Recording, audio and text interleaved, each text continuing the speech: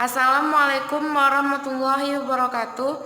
Perkenalkan, nama saya Sri Listianingsih, NIM 19040550 unit 1. Di sini kami dari kelompok 9 ingin mempresentasikan video yang berjudul tentang pengelolaan sumber daya alam. Nah, yang pertama saya akan menjelaskan tentang apa sih sumber daya alam itu. Alam adalah segala sesuatu yang berasal dari alam yang dapat digunakan untuk memenuhi kebutuhan hidup manusia, atau juga bisa disebut sebagai nilai potensi yang dimiliki suatu unsur tertentu dalam kehidupan.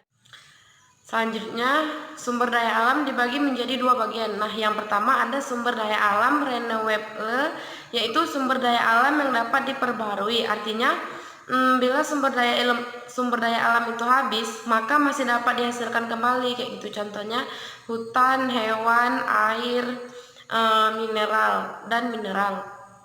Nah, yang kedua ada sumber daya alam non renewable, yaitu sumber daya alam yang tidak dapat diperbarui. Artinya, bila sumber daya alam itu habis, tidak dapat dilakukan daur ulang, sehingga butuh waktu yang lama gitu ya, bahkan berjuta tahun untuk menghasilkan sumber daya alam lagi. Contohnya itu mineral, bahan bakar, minyak bumi, dan daratan.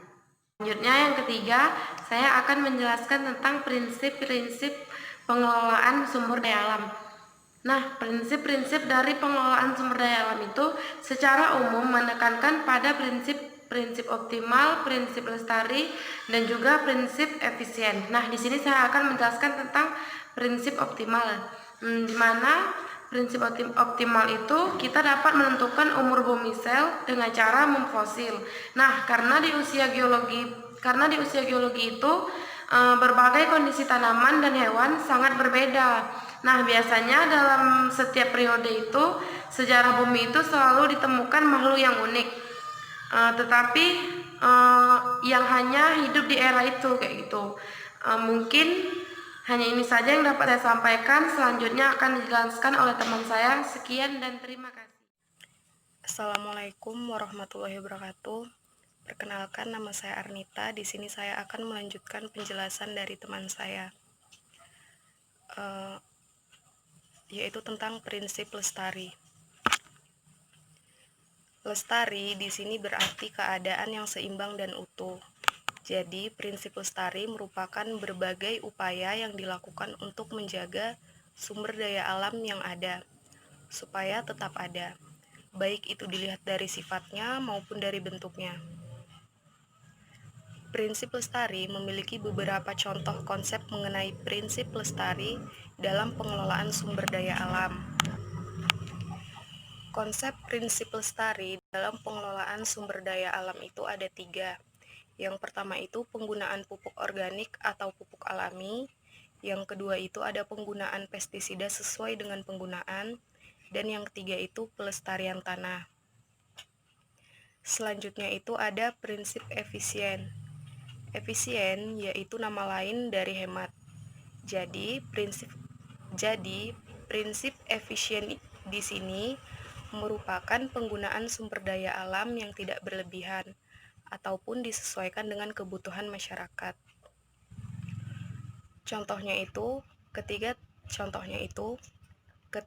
Ketika terjadi musim kemarau yang panjang, maka sumber daya alam yang masih langka adalah jenis-jenis air. Selanjutnya itu ada pemanfaatan sumber daya alam dan pembagiannya. Sumber daya alam merupakan sesuatu hal yang berasal dari alam yang berupa unsur-unsur lingkungan alam, baik fisik maupun hayati, dan dapat digunakan oleh manusia untuk memenuhi kebutuhan hidup dan meningkatkan kesejahteraan masyarakat. Selain itu, sumber daya alam juga memiliki peranan untuk memenuhi kebutuhan manusia. Untuk mudah mengkajinya, pemanfaatan sumber daya alam dibagi berdasarkan sifatnya dan berdasarkan jenis maupun nilai penggunaan. pemanfaatan sumber daya alam. Yang pertama itu ada sumber daya alam hayati. Sumber daya alam hayati merupakan jenis sumber daya yang terdiri dari komponen sumber daya nabati dan hewani yang dapat digunakan untuk memenuhi kebutuhan hidup manusia, seperti tumbuhan, pertanian, dan perkebunan, hewan peternakan, dan perikanan. Sekian, hanya inilah yang dapat saya sampaikan. Saya akhiri dengan wassalamualaikum warahmatullahi wabarakatuh. Nah, yang pertama itu ada tumbuhan. Tumbuhan merupakan sumber daya alam yang keberadaannya sangat melimpah dan beragam, khususnya bagi wilayah Indonesia. Pemanfaatan tumbuhan oleh manusia itu untuk bahan makanan seperti padi, jagung, gandum, tebu, dan lain-lain. Untuk bangunan seperti kayu jati, kayu mahoni. Nah, sebagai bahan bakar seperti kelapa sawit. Lalu, yang kedua ada pertanian dan perkebunan. Indonesia dikenal sebagai negara agraris karena sebagian besar penduduk Indonesia bermata pencaharian di bidang pertanian dan perkebunan. Indonesia menghasilkan banyak komoditi ekspor. Yang pertama itu seperti komoditi pertanian seperti padi, jagung, kedelai, sayur-sayuran, palawija, pohon, dan buah-buahan. Lalu ada komoditi perkebunannya seperti karet, kelapa sawit, tembakau, kapas, kopi, dan tebu. Nah, lalu yang ketiga ada hewan, peternakan, dan perikanan. Sumber daya alam hewan berupa hewan liar maupun yang sudah dibudidayakan. Pemanfaatannya oleh manusia seperti pembantu pekerjaan berat manusia seperti kerbau yang digunakan untuk membajak. Lalu sebagai sumber pangan seperti sapi, ayam, kambing, perikanan, dan darat. Selain itu diberlakukan pelestarian hewan untuk menjaga ekosistem darat dan ekosistem air. Selanjutnya ada sumber daya alam non-hayati. Nah, sumber daya alam non-hayati ini merupakan semua benda mati di permukaan kerak bumi yang bermanfaat dan berpengaruh bagi kelangsungan hidup manusia dan juga makhluk-makhluk hidup lainnya. Assalamualaikum warahmatullahi wabarakatuh. Perkenalkan, nama saya Suci Larawati. Di sini saya bertugas sebagai penjelas yang mana ingin menjelaskan atau membahas tentang air, angin, tanah, dan hasil tambang. Dan langsung saja, yang pertama kali ingin saya bahas yaitu air. Air merupakan zat cair pada kondisi standar, tidak memiliki rasa, bau, maupun warna, dan terdiri atas hidrogen dan oksigen dengan rumus kimia H2O. Dan secara alami, air memiliki 3 wujud sekaligus seperti padat atau es, cair atau air, dan gas atau uap air. Jadi air memiliki kemampuan untuk melarutkan zat kimia seperti garam, asam, gas, serta molekul organik. Dengan demikian, air tidak jarang disebut sebagai zat pelarut universal. Dan dalam pemenuhan terhadap konsumsi air, maka harus memenuhi kriteria kualitas dan kuantitas yang layak dikonsumsi manusia agar tidak menimbulkan dampak bagi kesehatan. Jadi ada 5 sumber air yang dapat digunakan oleh manusia untuk memenuhi kebutuhan konsumsi air, yaitu 1. Air laut merupakan air yang memiliki sifat asin karena mengandung garam naci. Kadar garam naci yang terlarut dalam air laut mencapai 3%. Dengan demikian, air laut tidak bisa langsung diminum. Akan tetapi, jika ingin diminum, harus diproses terlebih dahulu dengan desalinasi atau mesin RO agar air dapat langsung diminum. Yang kedua, air atmosfer atau air hujan. Yang ketiga, air permukaan, yang mana didapat dari permukaan bumi seperti air danau dan air sungai. Yang keempat, air tanah. Yang kelima, mata air. Dan manfaat air bagi manusia. sebagaimana dijelaskan bahwa air dan manusia tidak dapat dipisahkan, karena air merupakan salah satu kebutuhan hidup bagi manusia. Jadi, manfaatnya yaitu satu, air digunakan untuk keperluan domestik, seperti untuk memasak, minum, dan mencuci. Yang kedua, penambangan. Yang ketiga, aset para wisata dan rekreasi. Yang keempat, sebagai tenaga pembangkit listrik atau listrik air atau PLTA. Yang kedua, angin. Angin adalah udara yang bergerak yang diakibatkan oleh rotasi bumi dan juga karena adanya perbedaan tekanan udara di sekitarnya. Angin bergerak dari tempat yang bertekanan udara tinggi ke bertekanan udara rendah. Dan angin merupakan salah satu unsur dari cuaca dan iklim. Dan manfaat angin itu tersendiri yaitu ada 3. 1. Untuk menggerakkan perahu layar. Kedua, angin sebagai tenaga pembangkit listrik, pengganti bahan bakar diesel atau batu bara.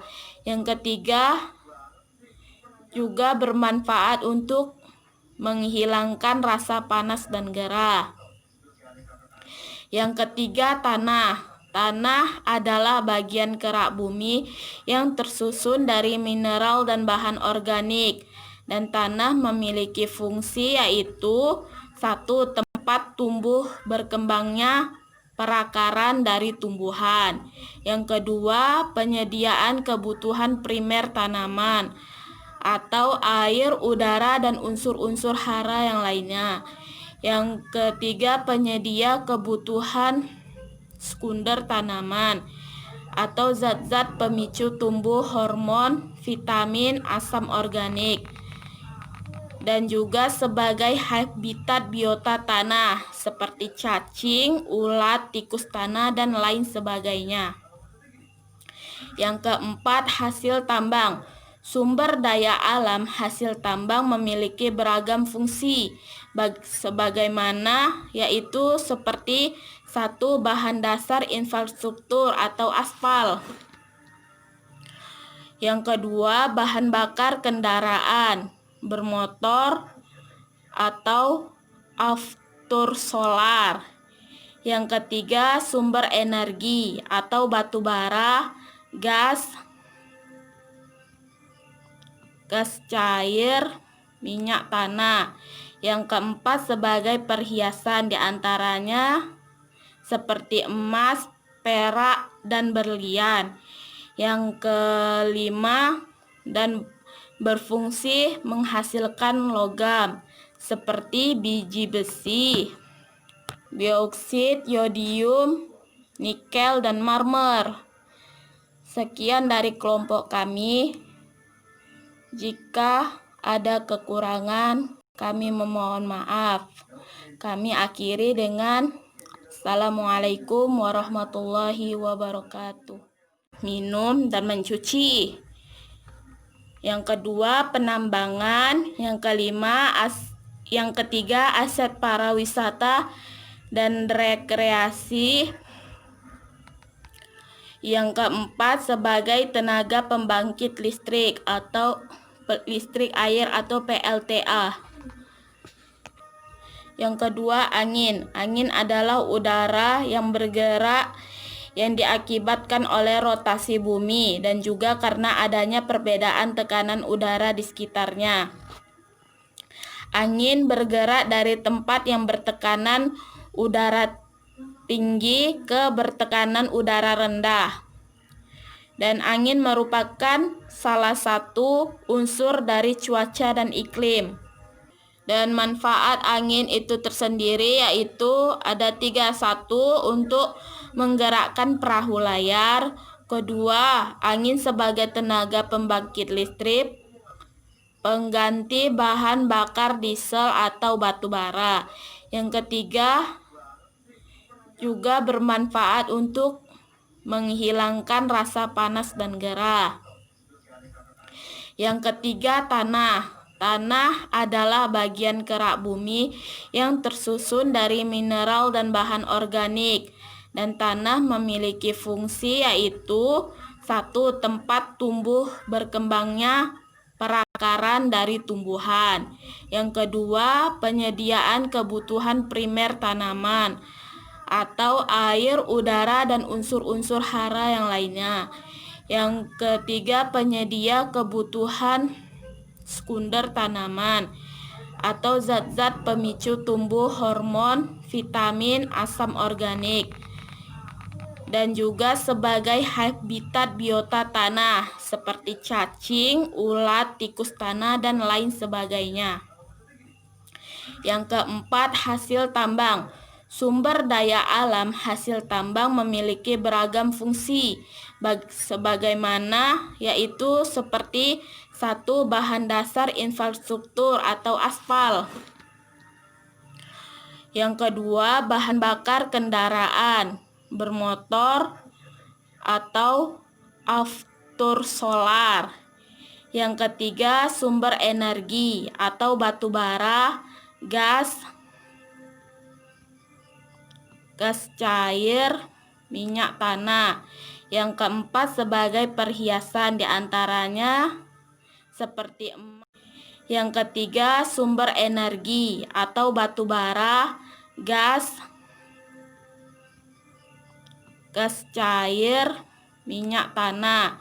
Yang keempat, sebagai perhiasan, diantaranya seperti emas, perak, dan berlian. Yang kelima, dan berfungsi menghasilkan logam seperti biji besi, boksit, yodium, nikel, dan marmer. Sekian dari kelompok kami. Jika ada kekurangan, kami memohon maaf. Kami akhiri dengan Assalamualaikum warahmatullahi wabarakatuh.